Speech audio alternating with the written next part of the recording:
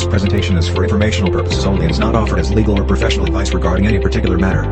No person should act on the basis of this presentation without seeking appropriate professional advice. The speaker's views expressed in this program may not be reflective of those of anyone else, including their respective firms or any of its lawyers, associates, or clients.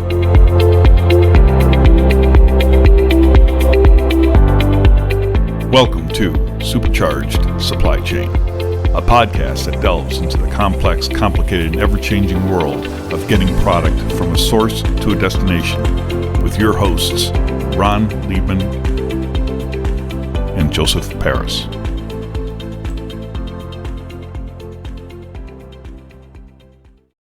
Welcome, everyone, to another episode of Supercharged Supply Chain. I'm Joe Paris, and my co-host is Ron Liebman. How are you doing today, Ron? I'm doing fine, Joe. Hello to our audience. Nice to be back on the air. Yeah, you've been kind of busy, I would reckon, this past year with all the supply chain and logistics woes and challenges we read about. That in more recent times, but also there's been a huge upsurge in M&A deal activity in the space. So that has taken up lots and lots of time. Good. Well, are things starting to mellow out for you? No. Okay, well, that's good and bad, I guess, right? Yes. Okay. Okay. Yeah. So, it's interesting, Ron. Here I am in Germany, and I'm seeing the news feeds from the States, and there's all sorts of woe is me and doom and gloom, and however many ships are off of the port of Los Angeles, and half as many out of Newark.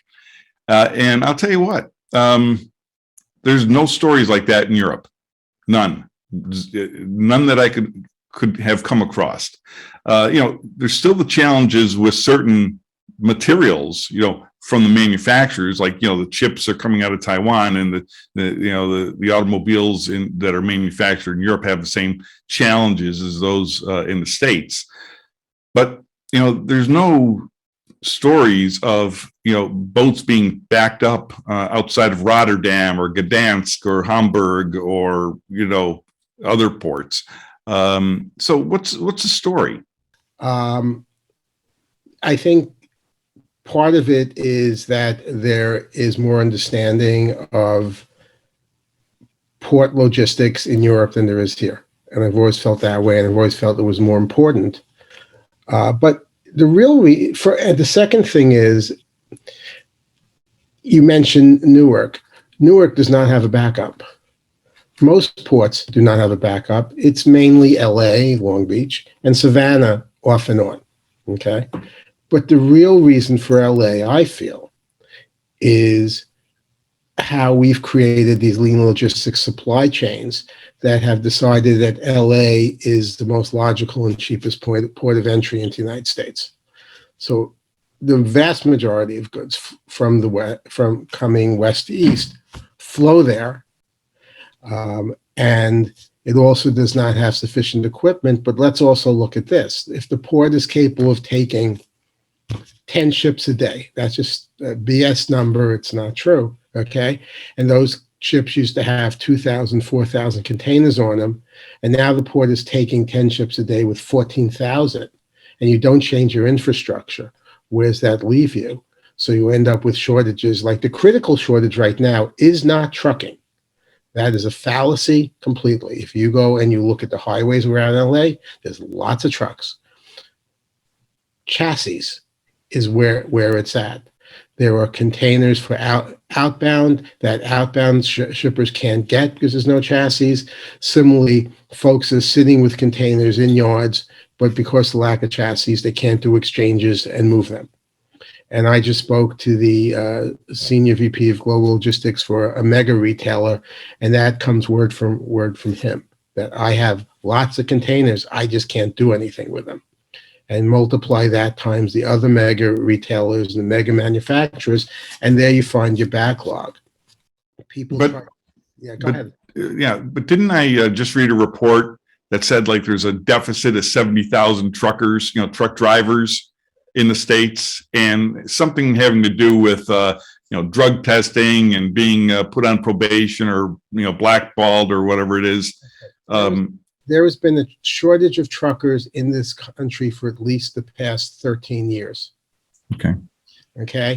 If you go back 3 years, they were talking about numbers like 200,000, 150,000 2 years ago. The current adjusted number for shortage, according to ATA, is 80,000. So the shortage, which is very real, and no, the reason for the shortage is because truckers are generally old, they are not going into the business, and young people do not want to. Okay, that's a whole other issue with how do we make it an attractive job again. But the main reason just is simply people aging out. But that is not on the port drayage side. Okay. That is long haul trucking. It's not to say there aren't shortages elsewhere, but the shortage is long haul.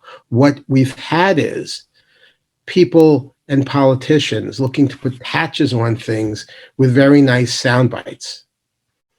The reality of this is that we're putting 20 pounds of garbage into a 10-pound bag, a 5-pound bag, and then we keep trying to push more in. So another reason for the issue is many companies who are supplied from the West continue to order in order patterns that are not slowing down, regardless of demand, based on what systems are telling them. So we have X number of containers sitting on the pier. We can't get those off. We have X number of ships sitting in the water. We can't get them in. We got another 100 ships coming over. So and other piers, quite frankly, people said, oh, send them through the Panama Canal. Okay, that adds 22 days round trip to it. There's a cost to that. Okay, so we get it to the Port of Florida. Okay, how do we get it out of there? Does the Norfolk Southern have the capacity for the additional containers? So, there's a lot of putting your finger up in the air by non-experts and politicians trying to, show what they're doing. But Joe, as I told you before, the reality of this it is how we've built the lean supply chain in the United States, west to east.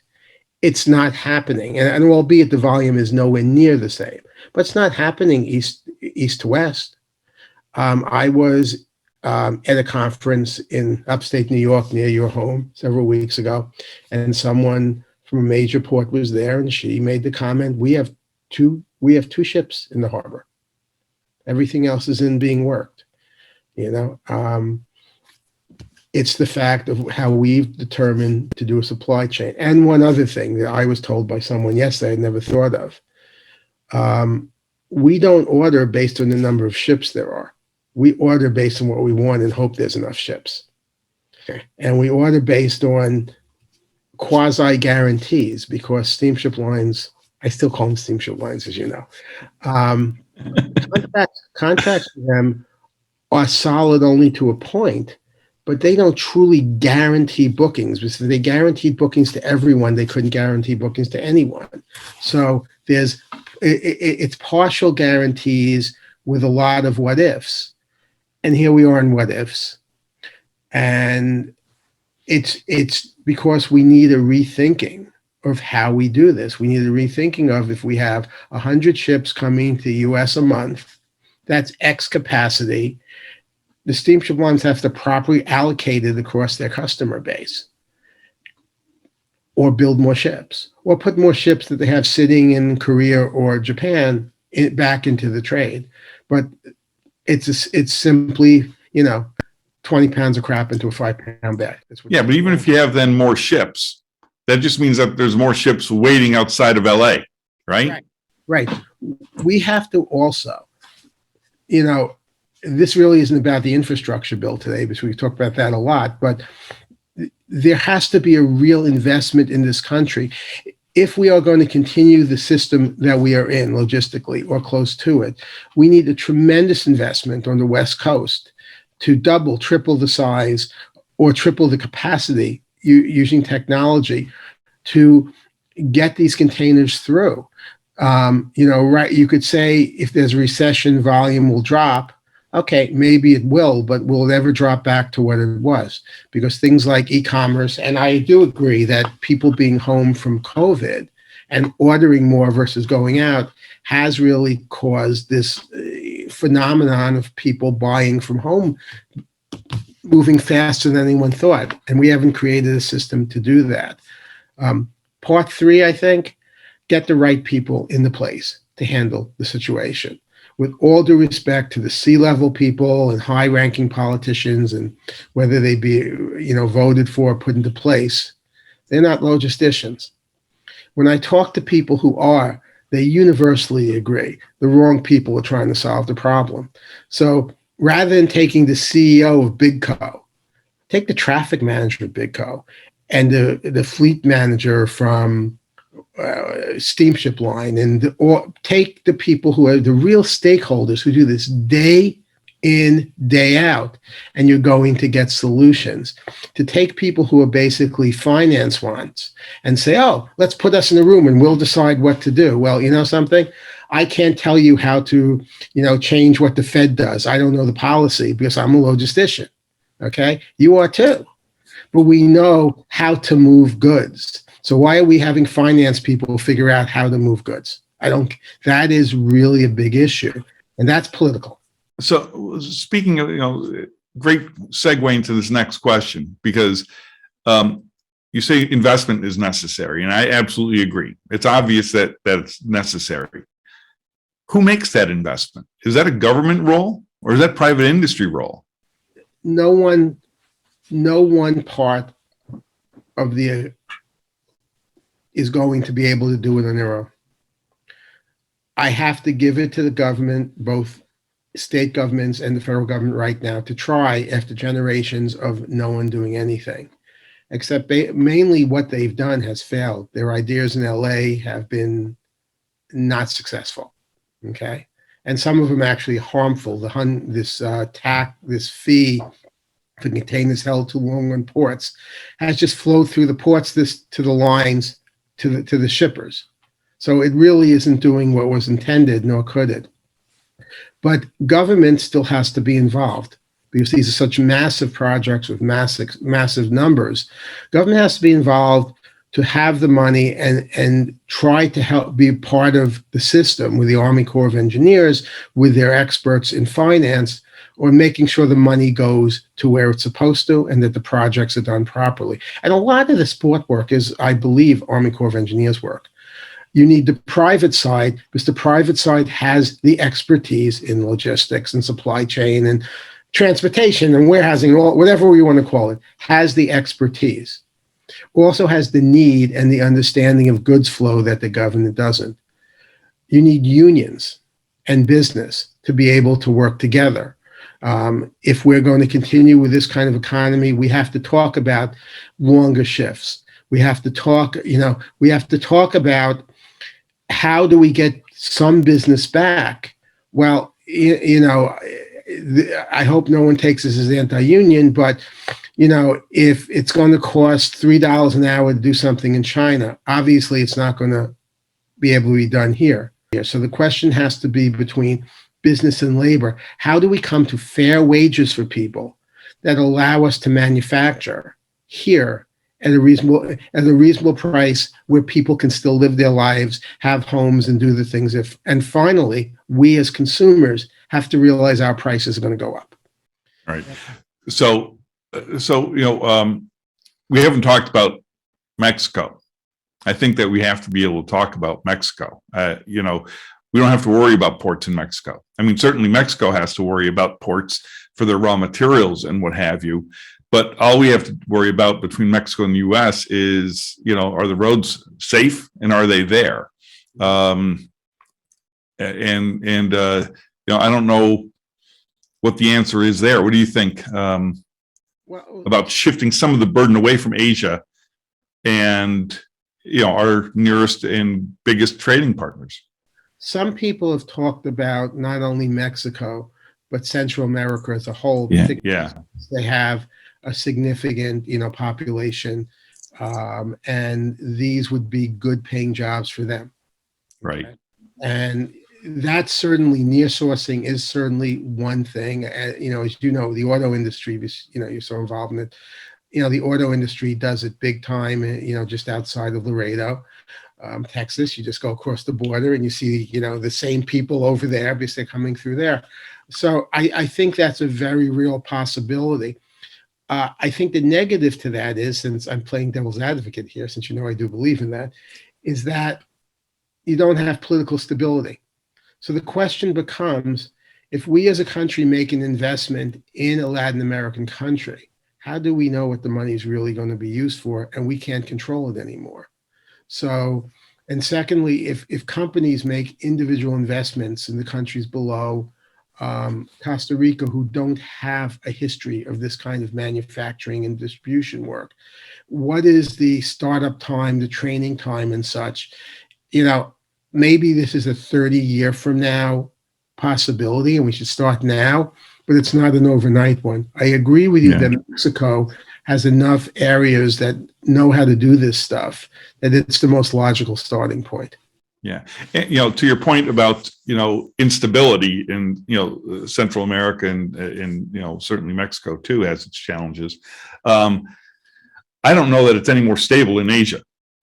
I mean, there's some, things that, make me nervous, in China, and the anxieties that are being created with its neighbors. I don't know that, from a stability perspective, I don't know that solves my Asia solves my anxiety.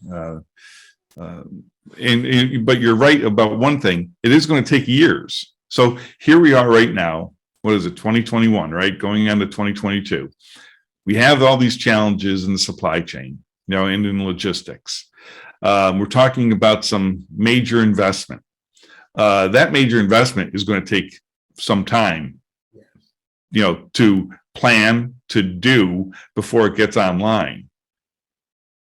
So you were probably still looking at a 10-year. If we start putting the shovel in the ground today, we're still looking at 10 years. Yeah, the infrastructure bill does nothing for the current problem. Okay, it's important. Okay, and no matter what side of the aisle you're on, I hope everyone realizes we need infrastructure investment in this country. We can argue where and how, but there's no argument that we do when virtually, or let's say the vast majority of bridges in this country would not pass inspection. It's that bad. The roads you drive on in many places are so full of potholes, you're lucky if you can get down them. And we're talking about autonomous vehicles, which require good roads to operate. And we don't have roads in the Northeast that are worth a darn.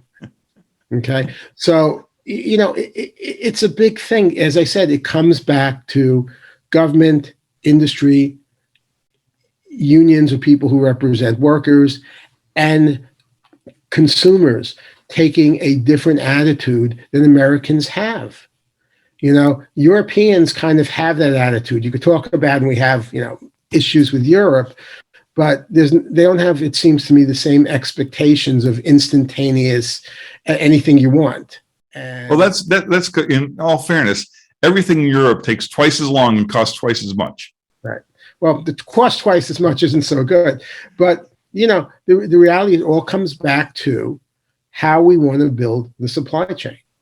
Do we want to build a supply chain that continues to say, whatever it is, I don't care as long as it's cheapest? Or do we build a holistic supply chain? We talked about this in our very first time we did one of these. Do we want to build a holistic supply chain based on reasonable cost, as you said, factors like political stability, countries would get along? You hate to say that, places where they treat labor humanely, no child labor, or the things that we believe in as a people, and rightfully so.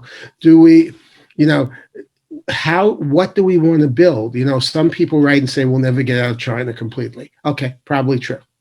Okay. However, what products do we need to be out of China? I think Senator Josh Hawley is trying to put something through that said, things that are important we should make here. That's really mom and apple pie, and that's fine. What are those? How do we do it? When do we do it? It all comes down to, again, I don't care if it's him or, the Democratic-led infrastructure bill. This isn't politics. This is reality to this country, that we have to make a decision what we are. If we want the cheapest prices, we're always going to have the possibility, maybe not as bad, the possibility of these kind of delays. People forget the LA port strike that went on for a year. Things were delayed. If we are willing to take delays, if we are willing to take the risk, it's risk reward, just like anything else in life. Right, right. And, I think that companies have to take into consideration the entire cost of the supply chain and logistics when they're making a buy decision. I mean, if I pay $1 for something out of China, and I pay $1.10 for it out of Mexico, and I pay $1.30 for it out of the U.S., what is the cost of the ownership? The entire cost of getting it from there to here, and that's got to be factored in. Not only that, but also the relationships, managing the relationships. How do we know the quality is set? I have a colleague, or a peer, I'll say. He used to do a lot of work in China. The last time he went to China from Germany, it was uncomfortable once he got there. I mean, the Chinese rules and regulations with respect to COVID were quite harsh, as a matter of fact. I won't go into some of the gory details, but he won't go to China anymore. So here, if I'm a buyer for Bigco in the United States, and I need to send somebody out to the field to, make sure that the product is being built properly, or I have to show them how to fix a problem, or I have to go there, period. That opportunity is no longer available, in all practical senses. This is an odd segue, but you reminded me of this. And we've also talked about this several times. COVID did not cause this. Right. Okay. And I get very upset when I see people saying, a very famous writer on a televised conversation he had said, COVID caused this supply chain disruption. COVID did not cause this. COVID was the match to the dynamite. This was all set up to happen. If it hadn't been COVID, it could have been something else. You were talking about, the instability of our relationship as a country to China. That could have done it. A war between India and China could have done it. Any number of things. Something in the Mideast could have done it. We have built a fragile, cost-based supply chain and no one really thought these risks could happen, because when we built them, they didn't exist. If we don't reassess it from the issues you've said, from the issues I said, then this will happen another time. There'll be some other issue that causes it, God willing, not a pandemic, but something else will light the fuse. And that's all COVID was for this. This was a disaster waiting to happen. And, I challenge anyone to be able to say that we had a supply chain internationally. The national one's a little bit different, but internationally, that was set up and disaster-proofed and redundant. Because all I know is, as soon as this happened, I started hearing the word redundancy more than I heard in the 63 years that came before it. Oh, resiliency, redundancy. Oh, why didn't we ever think about this before? Well, I would have said readiness. I'd rather be proactive and ready than resilient. We've talked about this before. It's like having, extra fat on you is being resilient, and you could, survive the winter on less food because you've fattened up. But what if, you didn't have to do that because you prepared for the winter? So. Yeah, redundancy, but doesn't have to just be redundancy. I mean, it sounds to me, like I said, I'm in Europe, and things cost twice as much and take twice as long, but we have not had, or I have not experienced, and there's no talk of supply chain issues like we have or logistics issues like we have in the States. Which is So, very- which I'm sorry, I don't mean to be rude, which is very funny because the U.S. press likes to talk about the worldwide supply chain issues. yeah, they're not worldwide. They are not worldwide. And so maybe it comes down to this. You know, in this country, we need infrastructure change, both port, airport, road, and, electrification systems and all the things in the bill, okay, really are things we need. Okay. But maybe we segregate that out and we say, what does this country want? Okay. If we're looking at our kids, how do we assure that our kids can get the things they want? If you start from a premise and work back, sometimes it works better. We're trying to, again, band-aid things and politicize things and all the things America does so well. Why don't we start with a premise of 20 years from now, what do we want this to be? And build towards it. And say, we know what it was. We know it didn't work. And it didn't. Let's be honest. It didn't work, and it didn't work many times more. We know that we expect the world to be like X, people who model those things. What do we really need? We need a national plan. And when we talk about how government helps, we need a national logistics plan in this country. And I'm not talking about going to socialist plans, but I'm talking about industry, again, a partnership of stakeholders to come up with a national plan, and the government to be able to allocate the government funds necessary to effectuate it. Okay, so what I'm hearing is that infrastructure bill is good. An infrastructure strategy would be better. Absolutely. Okay, so we have this bill that's supposed to last 10 years, and in that bill there's cash dolloped out for this, that, and the other thing. But what is the overarching strategy of that bill? And that's what I'm hearing is lacking.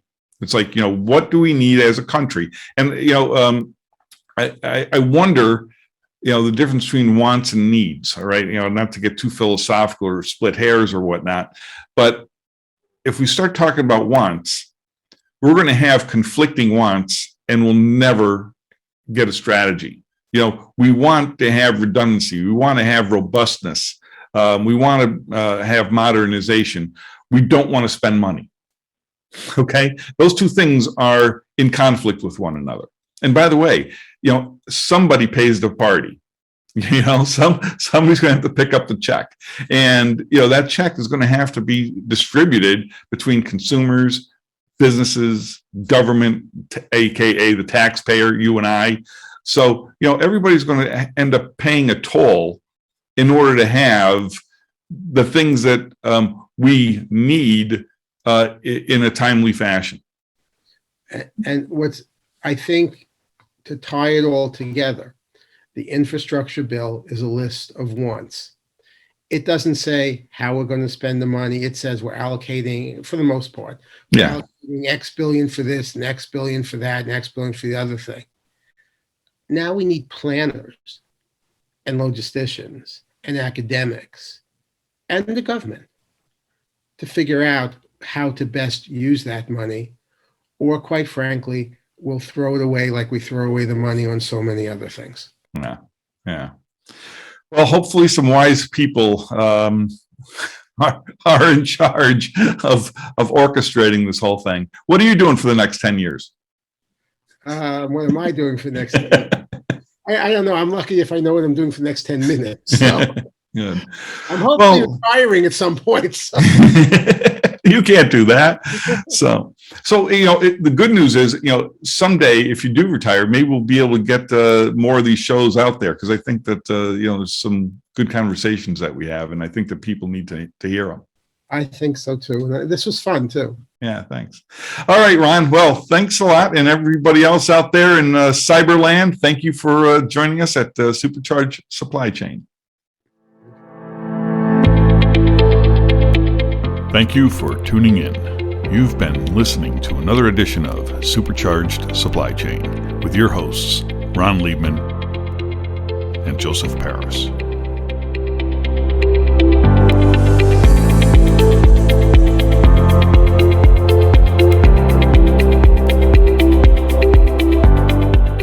This presentation is for informational purposes only and is not offered as legal or professional advice regarding any particular matter. No person should act on the basis of this presentation without seeking appropriate professional advice. The speaker's views expressed in this program may not be reflective of those of anyone else, including their respective firms or any of its lawyers, associates, or clients.